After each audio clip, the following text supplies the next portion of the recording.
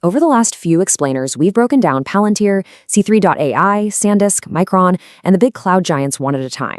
But here's a question a lot of you have been asking in the comments. What if you don't want to pick just one AI stock? What if you're worried about betting your money on a single company that could crash overnight on one bad earnings report or one federal investigation? There's actually a simpler answer, and it's sitting right in front of most investors without them realizing it. Today, we're covering why you should choose AI ETFs, the top options available, how to buy them, 4 major risks, and finally, which fund fits your portfolio. Let's find out. Why choose AI ETFs? Mitigating single stock risk. Let's start with the basic idea, because if you've only ever bought individual stocks, this concept is worth explaining clearly. An ETF, short for Exchange Traded Fund, is essentially a basket of stocks that trades on the market just like a single share of any company. When you buy one share of an AI-focused ETF, your money is instantly spread across dozens of different companies working in artificial intelligence, chips, cloud computing, robotics, or software, all in a single purchase. Here's why that matters so much. After everything we've covered on this channel, every single stock we've analyzed so far, Palantir, C3.ai, SanDisk, Micron, Tesla, carries real company-specific risk. A single bad earnings report, a lost contract, a safety investigation, or a leadership shakeup can send any one of these stocks down dramatically in a single day. An ETF doesn't eliminate that risk entirely, but it spreads it out, so no single company's bad news can sink your entire investment. Now, before you assume ETFs are automatically the safer, smarter choice, here's what most investors completely miss. According to data compiled by ETF Central, the group of AI and big data-focused ETFs generated an average return of roughly 65% over the trailing one-year period, which sounds fantastic. But many individual AI ETFs have actually underperformed the broader S&P 500 over longer stretches, and they tend to charge higher fees than a simple index fund. In other words, an AI ETF isn't automatically a shortcut to better returns. It's a tool, and like any tool, it only works well if you pick the right one for the right job. Let's walk through the best options available right now, organized by exactly what kind of investor each one fits. 2 top AI ETF options, breaking down the menu.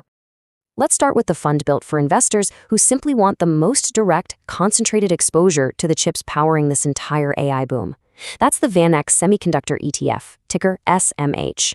This fund holds roughly $43.9 billion in assets, making it one of the largest and most heavily traded funds in this entire category, and it charges an expense ratio of just 0.35%, meaning for every $1,000 you invest, you're paying about $3.50 a year in fees. Its top holdings read like a list of the companies we've already covered on this channel or mentioned along the way. NVIDIA at around 19.4% of the fund, Taiwan Semiconductor Manufacturing at roughly 11.6%, Broadcom near 7.9%, ASML around 5.1%, and Micron close to 5%. This is exactly why SMH tends to move almost in lockstep with the broader AI infrastructure story, since it's essentially a concentrated bet on the companies actually manufacturing the chips every AI data center in the world depends on. If you want something even more targeted, there's iShares Semiconductor ETF, ticker SOXX, which holds $21.7 billion in assets and charges an even lower expense ratio of 0.34%, currently the cheapest fund on this entire list. SOXX tracks a broader index of US-listed semiconductor companies, giving you similar core exposure to SMH with slightly different weighting and a few additional names further down the list. If your main goal is the lowest possible cost for pure semiconductor exposure, SOXX is genuinely hard to beat on price. Now let's move to the fund built for investors who want the broadest, most diversified AI exposure rather than a pure chip bet. That's the Global X Artificial Intelligence and Technology ETF, ticker AIQ. It is currently the largest dedicated AI ETF in the world, with somewhere between roughly $7 and $11 billion in assets, depending on when you check, since inflows have been strong all year. AIQ tracks 84 different companies through the Index Artificial Intelligence and Big Data Index. From there, it spans everything from chip makers to cloud software to companies simply using AI to improve their existing businesses. Its expense ratio sits at 0.68%, noticeably higher than SMH or SOXX, but you're paying for meaningfully broader diversification across the entire AI value chain rather than just the hardware layer. As of recent one-year performance data, AIQ has returned somewhere in the high 20s percentage-wise. Global X's own director of thematic research has specifically recommended proper diversification right now, arguing that it's still too early in the AI cycle to confidently pick just one or two individual winners. For investors specifically interested in robotics and physical automation, rather than purely digital AI, there's the Global X Robotics and Artificial Intelligence ETF, ticker BOTZ, holding roughly $3.56 billion in assets with an expense ratio of 0.68%. Here's what makes BOTZ genuinely different from the other funds on this list. Its top holdings include NVIDIA, but also industrial names like ABB and FANUC, along with an 8.6% allocation to healthcare-focused robotics, dominated by Intuitive Surgical, the company behind robotic surgery systems. If your thesis on artificial intelligence extends beyond software and chips into actual physical automation, factory robots, surgical systems, and industrial machinery, BOTZ is built specifically around that theme. For investors who want a fund tilted even more heavily toward the memory and logic chip companies specifically benefiting from the AI infrastructure boom we've covered extensively on this channel, there's the iShares Future AI and Tech ETF, ticker RTI, holding around $3.7 billion across 50 stock holdings. Its top 5 positions recently included Micron at around 7.8%, Taiwan Semiconductor around 5.5%, NVIDIA near 4.5%, Marvell Technology around 4.3%, and SK Hynix close to 4.1%.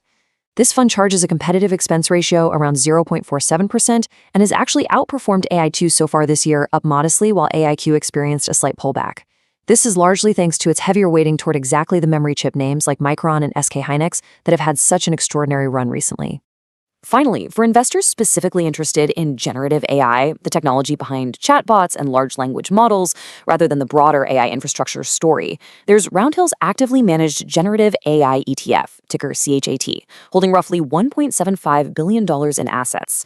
Unlike the passive index funds we've discussed so far, CHAT is actively managed, applying what the fund calls a 50% revenue purity screen.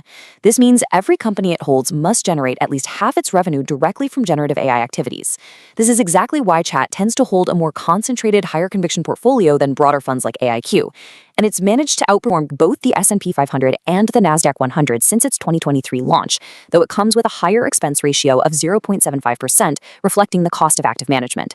There's one more option worth mentioning for investors who like the idea of professional stock picking within the AI theme rather than simply following an index.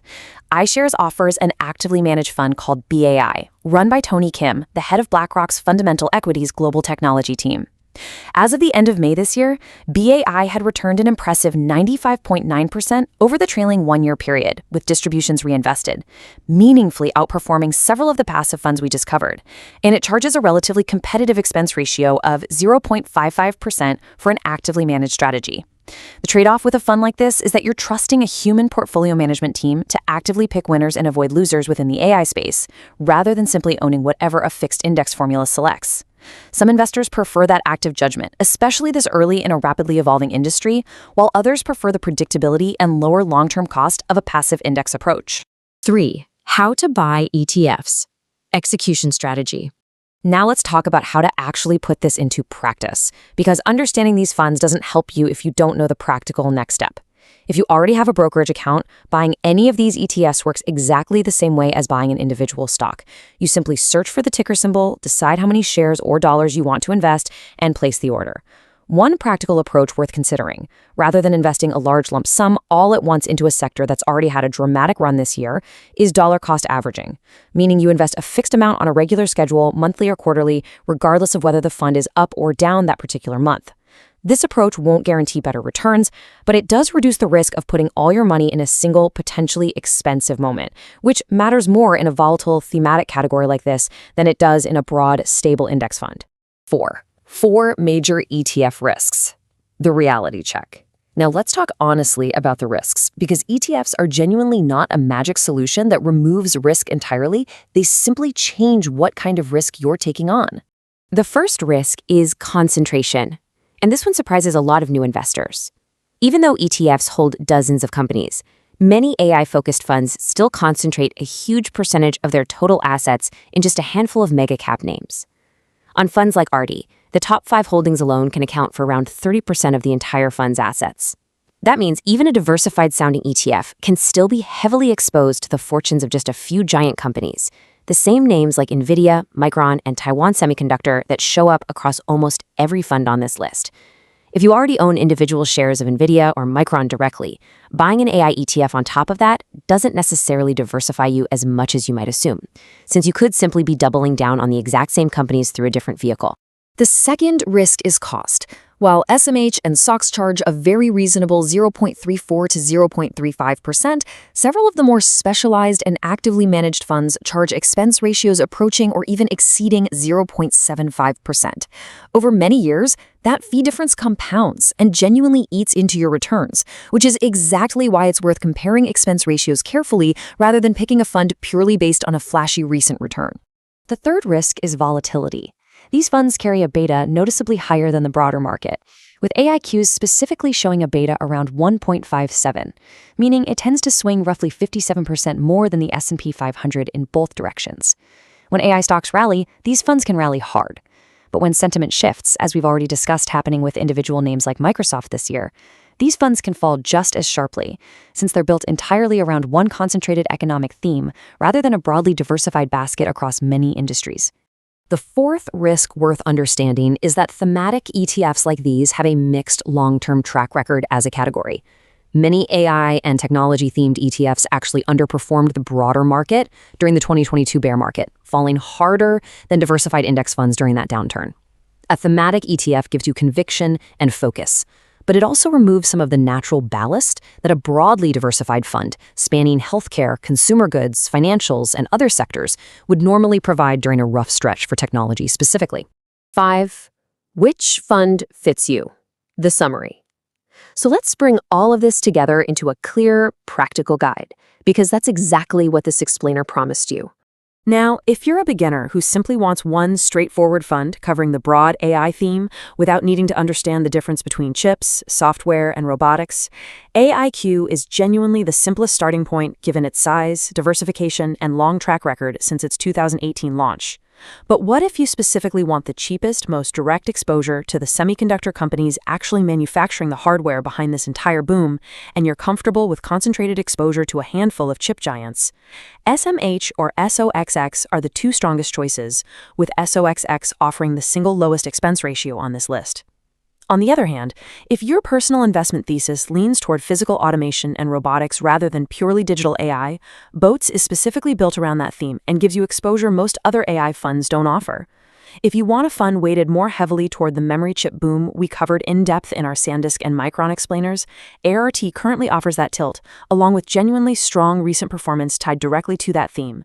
And finally, if your conviction is specifically about generative AI, chatbots, and large language models, rather than the broader infrastructure story, chat is the most targeted, actively managed option, though you'll pay a higher fee for that focus and active management.